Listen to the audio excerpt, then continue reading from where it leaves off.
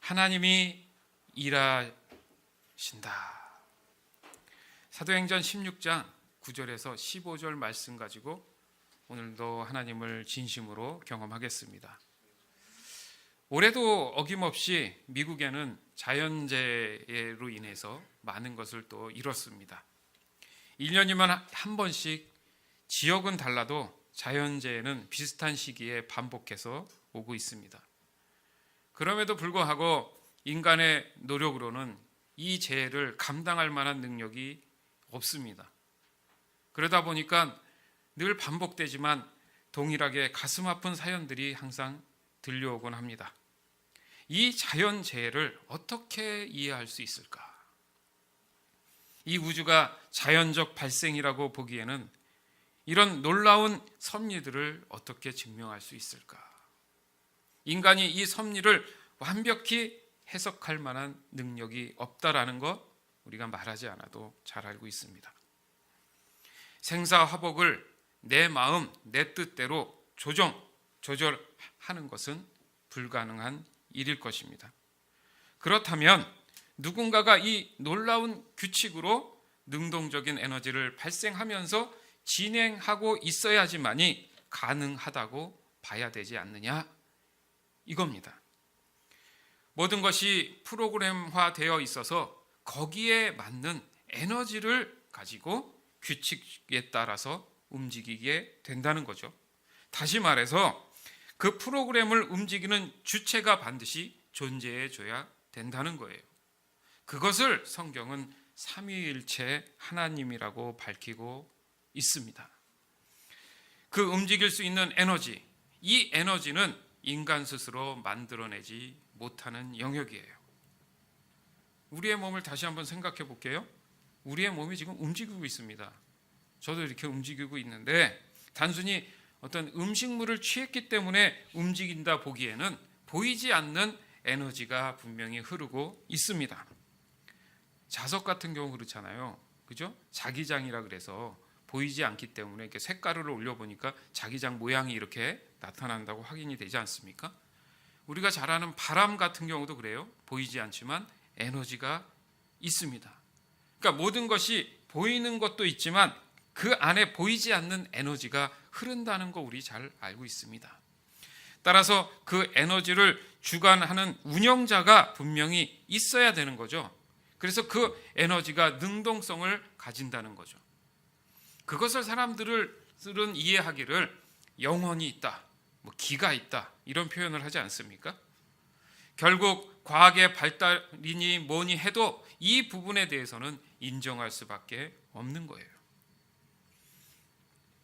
또한 정신적인 그 영역 때문에 더욱 인간의 모순적 노력은 가중되게 되었습니다. 그러다 보니까 과학의 발달이 이중성을 갖게 된 거예요.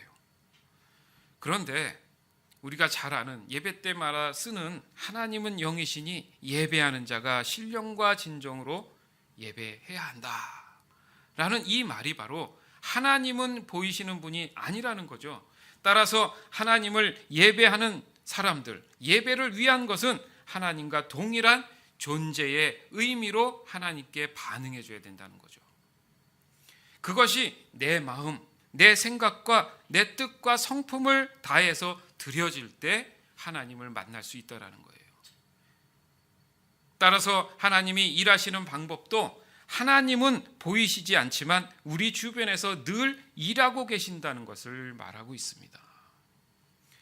때론 바람처럼, 때론 불꽃처럼, 때론 물처럼 보이는 듯 보이지 않는 우리의 이성으로는 도무지 이해할 수 없는 신의 영역으로 하나님의 일하심은 지속적으로 이루어지고 있다라는 사실입니다. 따라서 우리는 우리의 모든 삶을 들여다보실 수 있으며 무엇이든지 아시는 그 지혜의 근본이신 하나님을 아는 것이 중요하다라는 얘기입니다. 히브리서 4장 12절에서 13절.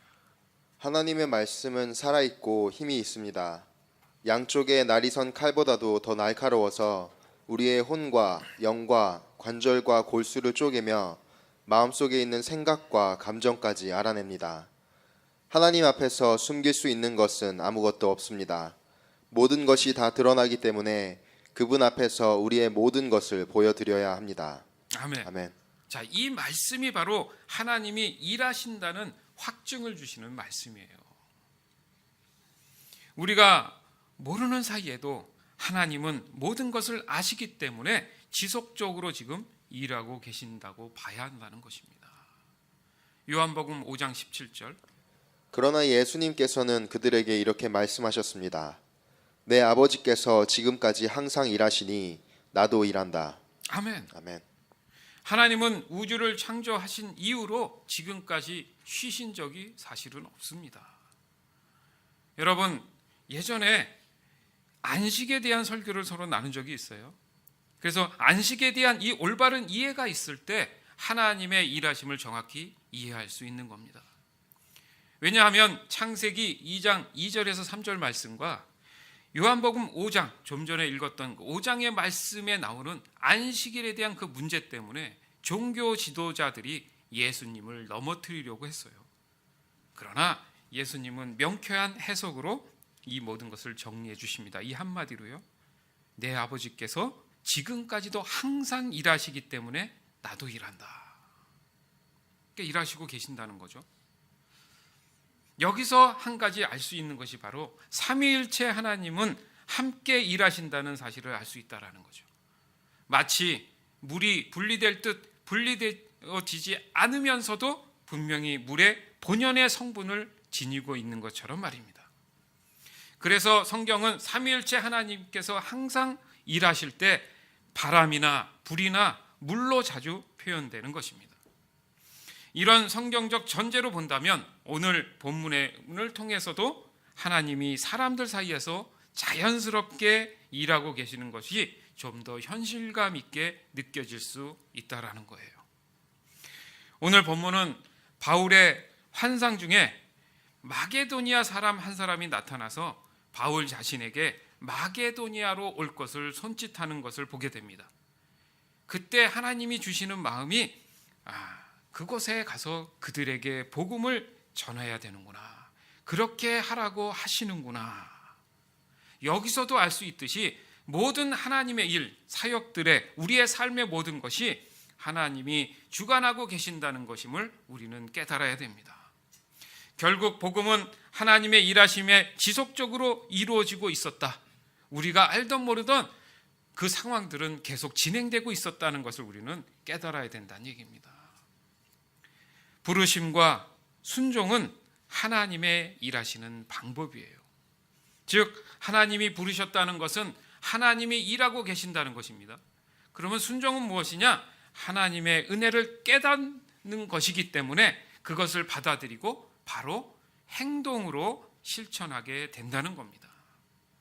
우리의 신앙 구조도 이렇게 이루어져 있어요. 그 문제가 뭐냐? 항상 하나님의 일하심을 인식하지 못했기 때문에 내가 행동이 다르게 나타났다는 것이 항상 문제입니다. 바울은 그 부분에 대해서 민감하게 반응했고 행동한 사람이에요. 여기서 우리도 바울의 이 영적인 민감함을 배우자는 얘기입니다.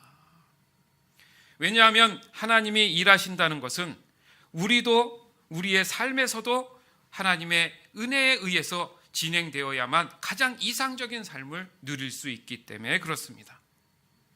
여기서 가장 이상적이라는 것은 무엇이냐 하면은 하나님의 의도에 의해서 창조된 목적이 있다는 것을 말합니다. 그렇잖아요. 어떤 것이든 목적이 있기 때문에 만들어지고 나타나 있고 존재하는 것입니다.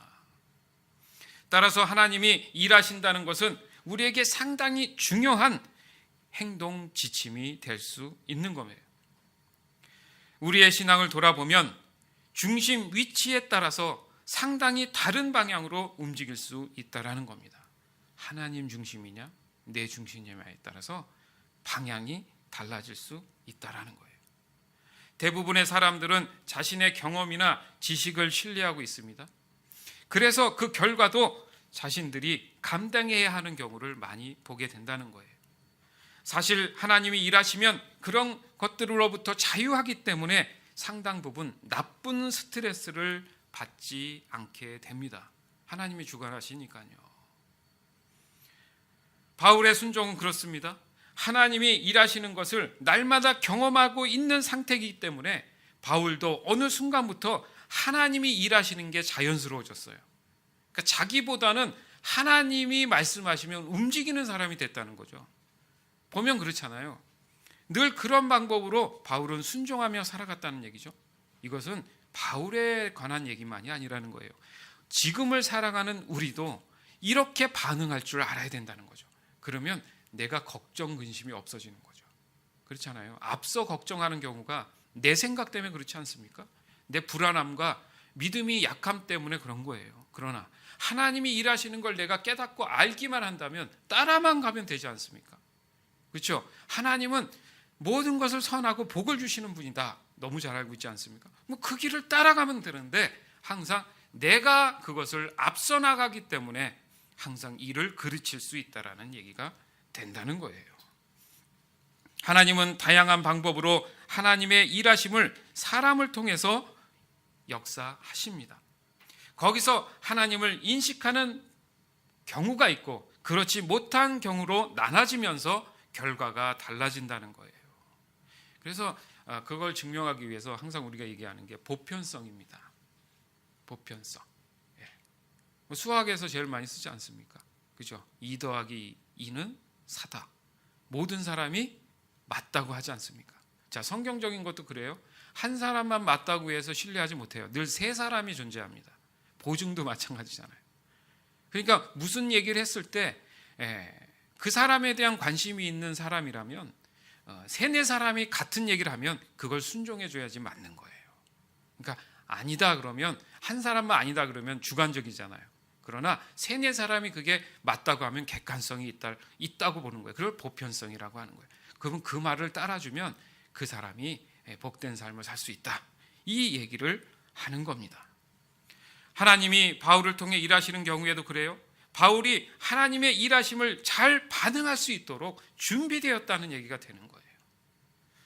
여러분도 아시다시피 바울과 예수님은 그 진한 만남이 있었어요. 그죠? 진한 만남과 훈련 기간을 통해서 하나님의 은혜를 깨닫는 결과를 가지고 왔던 겁니다.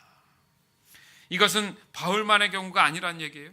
지금의 내 자신도 나의 환경 속에서 분명히 동일한 방법으로 나와의 만남, 예수님과 나와의 진한 만남이 있는 것이고 훈련의 시간이 있으며 그것을 통해서 하나님의 은혜를 깨닫게 된다는 겁니다. 그 결과 하나님이 일하시는 것을 나의 삶에서도 경험으로 알게 된다는 거예요. 그걸 알지 못하는 걸 혼탁하다, 미혹이 들었다, 시험 들었다 이런 표현을 사실 하는 겁니다. 그래서 결국 바울은 하나님의 일에 동참하고자 마게도니아에 도착하게 됩니다. 사도행전 16장 9절에서 13절. 바울은 밤에 어떤 마케도니아 사람이 바울 앞에 서서 마케도니아로 건너와서 우리를 도와주십시오 라고 애원하는 환상을 보았습니다. 바울이 그 환상을 본 뒤에 우리는 하나님께서 우리를 부르셔서 마케도니아 사람들에게 복음을 전하게 하셨다고 확신하고는 즉시 마케도니아로 떠날 준비를 했습니다. 우리는 배를 타고 드로아를 떠나 곧장 사모드라게로 갔다가 이튿날 네아폴리로 갔습니다. 다시 네아폴리를 떠나서 로마의 식민지요 마케도니아 지방의 중심 도시인 빌립보로 갔습니다. 우리는 며칠 동안 그곳에서 머물렀습니다. 우리는 안식일에 기독처가 있을 만한 곳을 찾아 성문 밖 강가로 갔습니다. 우리는 그곳에 앉아 모여든 여자들에게 말하기 시작하였습니다. 아멘. 자, 여기서 여러분 읽으면서 보이지 않는 라인이 분명히 존재한다는 게 깨달아지시면 되는 거예요. 그게 이제 하나님이 일하신다 이렇게 깨달으셨다는 얘기인데 하나님의 일하심을 계속해서 볼 수 있는 점이 이 점이라는 거예요. 뭔가 그들의 그 동선이 있지 않습니까? 그 동선의 움직임을 누가 주관하고 있느냐 이 얘기입니다. 결국 하나님이 이동하게 하시고 머물게 하시고 사람들을 만나게 하셨다. 우리의 인생이 그렇다는 얘기예요. 하나님이 내 삶을 주관하면 하나님이 그 동선을 이끌어 주신다는 거예요. 내가 그걸 영적으로 반응하면 내가 옳은 길, 바른 길로 걸어가게 된다는 얘기가 되는 겁니다. 즉 하나님의 목적은 하나님이 일하시는 이유가 된다는 거예요. 하나님의 목적은 하나님이 일하시는 이유가 된다는 겁니다. 이미 만나야 할 사람들이 있었죠. 그리고 그 사람들을 통해 자연스럽게 복음은 점점 더 큰 범위로 확장돼 가고 있었다라는 거예요. 즉 우리가 반응하는 하나님의 일은 하나님의 목적으로 이끌어져 가기 때문에 물줄기가 낮은 곳으로 자연스럽게 흐르듯이 하나님의 목적도 내 자신을 통해 자연스럽게 흘러가는 것을 알 수 있다라는 겁니다. 그러니까 뭐든지 자연스러워야 돼요.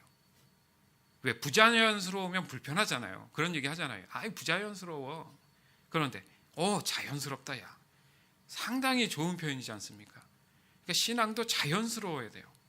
뭐가 불편하고 껄껄한 것은 어떤 것이 지금 문제가 있다라는 겁니다. 일은 최초의 목적에 맞는 결과를 위한 과정을 담당하는 것입니다.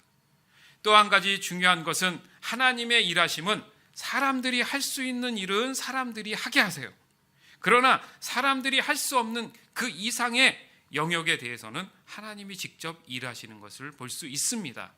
우리가 성경을 그런 부분이 있잖아요. 그죠? 사람들이 움직이지만 하나님이 하시는 일이 있는데 그때 우리는 하나님이라는 분이 살아계시는구나 라는 것을 유일하게 확인하는 기회가 그때가 되는 겁니다.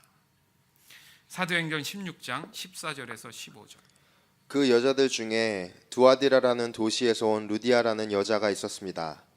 루디아는 자주색 옷감 장수였으며 하나님을 섬기는 사람이었습니다.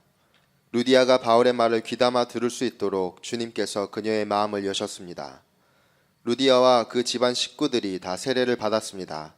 그리고 루디아는 제가 참으로 주님을 믿는 사람이라고 생각하신다면 저희 집에 오셔서 머물러 주십시오라고 간청하면서 우리를 자기 집으로 데리고 갔습니다. 아멘. 여기 말씀에 보니까 루디아가 바울의 말을 귀담아 들을 수 있도록 누가 그의 마음을 열어줬다고요? 주께서, 하나님께서 그의 마음을 열어주셨다. 우리가 사람들하고 만나서 대화를 하거나 뭐 할 때 하나님이 필요하시면, 하나님의 뜻이 있으면 들어야 될 사람은 들을 수 있는 마음을 열어주시고, 그렇죠? 말해야 될 사람은 말할 수 있도록 그 마음을 열어주신다는 걸 믿으시기 바래요. 우리 인생이 이런 부분을 놓치면 안 된다는 얘기입니다. 바울이 준비된 것처럼 루디아라는 인물도 준비된 사람으로서 표현하기를 하나님을 섬기는 사람이다 이렇게 표현을 하고 있어요. 수많은 사람들 중에 하나님은 루디아를 선택하셨고 그를 통해 일하시는 것을 우리는 알 수 있습니다. 즉 하나님을 섬길 만큼 준비된 것이라면 하나님이 일하시는 것을 경험하고 있다라는 말이 되는 거예요. 또한 하나님의 일하심은 루디아에게 더욱 하나님의 일이 명확하게 들릴 수 있도록 도와주시고 계신다는 것을 알 수 있습니다. 다시 말해서 우리가 하나님의 일에 동참하는 것을 간절히 원한다면 하나님은 그 일을 할 수 있도록 우리의 마음을 열어주시는 은혜를 부어주신다는 거예요. 그러니까 은혜 안에 들어오니까 내 삶이 점점 변화가 일어나잖아요. 내가 아닌 하나님께서 그 변화를 점점 더 증폭시켜 주시고 계신다는 거예요. 그러니까 더 갈급함이 뭐냐면 하나님을 더 알고 싶어지는 마음이 생기기 시작한다는 거죠. 근데 마음이 닫히면 관심이 없어지는 거죠. 하나님이 그 마음을 부어주지 않기 때문에 마음이 열리지를 않는 겁니다. 그럴 때 하나님의 일에 대한 내용을 깨닫게 되는 거고 무엇을 해야 할지를 알기 시작한다는 겁니다. 하나님은 이런 방식으로 하나님의 사람들을 연결하시고 연합하게 하시고 함께 하도록 초청하고 계신다는 거예요. 따라서 우리는 우리의 고집과 아집과 자아를 내려놓을 시간을 충분히 가져야 됩니다. 즉 하나님의 일하심에 동참하기를 간절히 원한다면 말입니다. 하나님과의 동참은 신앙생활에 있어서 없어서는 안 되는 신앙의 본질입니다. 그리고 바울은 그런 이유 때문에 기도할 곳을 늘 찾았어요. 이게 연관성이 있습니다. 기도를 하게 돼 있어요. 하나님께 반응하고 마음이 열리면 자연스러운 부분이 기도를 하게 됩니다. 사람이 누가 시켜서 하는 게 아니에요. 여기서도 알 수 있는 것이 하나님은 하나님의 일을 하시는 것에 있어서 언제나 하나님과의 친밀한 교제를 바탕으로 진행하고 계신다는 거예요. 그렇잖아요. 뭘 하려면 모여봐, 같이 얘기를 하고 좀 논의하고 상의하자 그러잖아요. 기본적으로 뭐 그게 전화가 됐던 뭐 만나던 간에 그게 기도입니다. 하나님과의 교제가 있어야지 하나님의 어떤 영적인 음성 메시지들이 들릴 수가 있다라는 거예요. 그래서 하나님과의 연결되는 그 네트워크, SNS는 바로 기도라는 겁니다. 늘 기도를 통해 하나님의 비전을 나누고 질문하고 답을 얻습니다. 그래서 행동으로 그것을 확증하게 된다는 거예요. 마가복음 13장 11절, 사람들이 너희를 체포하여 재판에 넘길 때 무엇을 말할까 하고 걱정하지 마라. 그때에 하나님께서 너희에게 주시는 것들을 말하여라. 말하는 것은 너희가 아니고 성령님이시다. 아멘. 아멘. 지금 루디아에게는 뭐예요? 들을 수 있는 마음을 줬고, 지금 마가복음 13장 11절에는 말할 수 있는 마음을 열어주시잖아요. 하나님과 함께하는 사람들은 이런 유익이 있습니다. 믿으시기 바라요. 그러면 삶에 분별력이 생기기 때문에 아까도 말씀드린 나쁜 스트레스가 사라지게 된다는 거예요. 그래서 신앙의 묘미가 있는 거예요. 여러분 믿으시기 바라요. 우리는 이 삼위일체 하나님을 믿습니다. 삼위일체 하나님은 떨어질 수 없는 자연스러운 사랑의 관계를 가지고 하나의 진리로 모든 것을 지혜로 나타내시는 거예요. 그 관계는 일치며 하나며 유기성을 가지고 계십니다. 그래서 교회를 한 몸이라고 표현을 하는 거예요. 결국 교회는 삼위일체 하나님의 모형이 되는 겁니다. 그러니까 교회를 통해서 우리가 하나님을 아는 거예요. 그리고 교회를 통해서 우리는 삶의 적용이 가능해지는 겁니다. 그래서 교회 다니는 거예요, 여러분. 삼위일체 하나님의 관계의 소통은 바로 기도입니다. 언제나 기도는 영적인 수단이기 때문에 이 방법 외에는 아무런 일도 일어나지 않습니다. 기대도 하지 말아야 돼요. 기도밖에 이런 유가 나갈 수 없다. 이렇게 말씀하신 이유가 거기 있습니다. 예수님이 말씀하신 아버지가 일하시니 나도 일한다. 이 말씀이 여기에 해당되는 거고요. 늘 기도하기를 습관처럼 하신다는 말씀이 바로 여기에 해당된다는 얘기예요. 그래서 저희 교회도 영어 이름이 GJH 미니스트리입니다. God, Jesus, Holy Spirit. 하나님, 예수님, 성령님의 사역을 하는 교회라는 뜻이 거기에 있어요. 오직 하나님이 일하시는 데 있어서 우리가 그의 섬김을 하는 교회로 존재하기 위한 것이며, 더 나아가서는 성도의 개인 삶에서도 동일하게 일하시는 하나님을 날마다 경험하기 위한 것입니다. 그래서 하나님이 일하심을 경험하기까지는 두 가지의 조건이 있어요. 첫 번째는 진정한 구원이 일어나야 합니다. 그냥 구원이 아니라 진정한 구원. 하나님이 인정하는 구원. 두 번째는 영적인 성장에 관심이 있어야 돼요. 그냥 교회 한 번, 두 번 다녀서 그게 신앙이 생기는 게 아니고요. 어떻게 하면 내가 영적으로 성장할까? 관심이 있어야 됩니다. 이 모든 것은 하나님과의 사랑의 관계를 이해하기 위한 조건이에요. 그러나 말이 조건이지 사랑은 관심의 시작이듯이 자연스러운 관심을 위한 시간이라고 말하는 것이 더 올바른 표현일 것입니다. 사랑하는 여러분, 지금도 하나님은 일하십니다. 우리가 알던 모르던 하나님은 우리를 창조하신 하나님으로서 모든 것에 주관하고 계십니다. 이것을 믿으셔야 돼요. 사실 믿던 안 믿던 하나님은 지금도 일하고 계십니다. 그 증거가 이 어마어마하게 큰 우주가 지금도 소리 없이 움직인다는 것 부인하지 않잖아요. 이것을 보면 하나님은 분명히 일하고 계신 겁니다. 하나님은 교회를 세우신 분이에요. 그리고 우리의 삶에도 나를 통해 일하시는 분도 하나님이시라는 사실이에요. 여러분, 우리의 신앙은 하나님의 일하심을 경험하도록 하나님의 은혜를 구하는 삶을 살아야 합니다. 하나님의 은혜에 의한 삶은 하나님이 모든 것을 일하고 계신다는 것을 확인하는 삶을 말하는 거예요.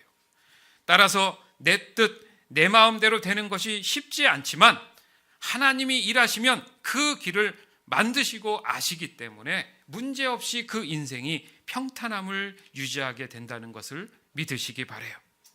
신앙이 어려운 이유가 바로 이 점이라는 것을 오늘 반드시 깨달아야 됩니다. 그러나 어렵지 않구나라는 것을 깨닫는 것까지 가는 것이 바로 영적인 성장인 거예요. 여러분 명심하십시오.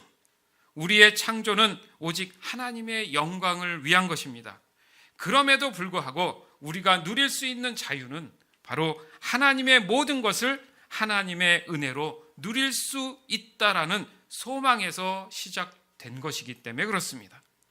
따라서 하나님이 일하신다는 것을 삶에서 경험하는 것이야말로 우리의 신앙의 기준에 있어서 너무도 중요한 영적인 반응이 된다는 것을 오늘 함께 나눈 이 말씀을 통해 깨닫고 믿음으로 받아들이며 삶에서 적용해 나가는 저와 여러분들이 되기를 주님의 이름으로 간절히 축원합니다.